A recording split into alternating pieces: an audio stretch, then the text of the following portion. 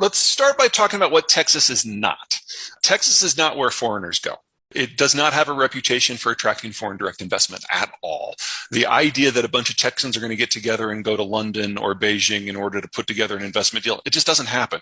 What happens is the Texas governor gets together with a few municipality mayors and tours states in the United States that are facing tax problems. And they say, oh yeah, you can stay in Illinois and pay 20% tax, or you can come to Texas where we'll give you a 20-year deferment and you pay no tax. It's kind of a jerk move, but it works really well.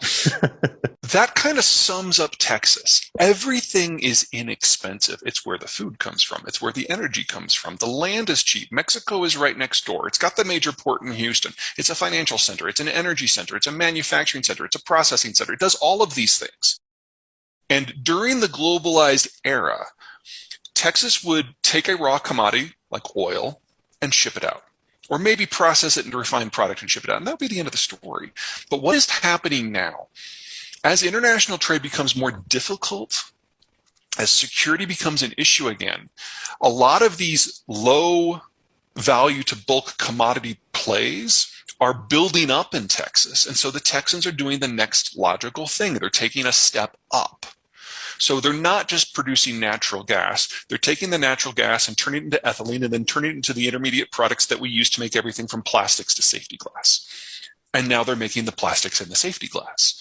And so Texas is one of those places that any manufacturing that used to be there was almost incidental. But now there's a dedicated effort, particularly on the Gulf Coast, for moving up the value-added chain. And with every step they move up, it provides opportunities for everyone else in every manufacturing supply chain to relocate to take advantage of these intermediate products that are now available in huge volumes.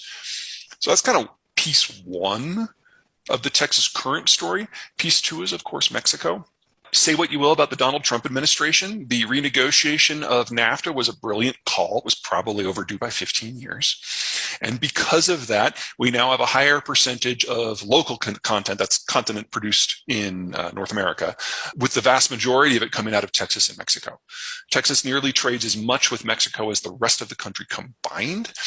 This has obviously been huge for automotive, but it's also moving into electronics and aerospace in a very big way.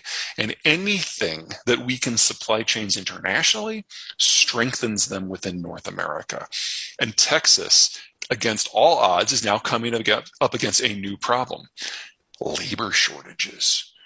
And so Texas is just hoovering up people from across the entire country. And honestly, from the Texan point of view, people can't move to Texas fast enough. So that's kind of the second big piece.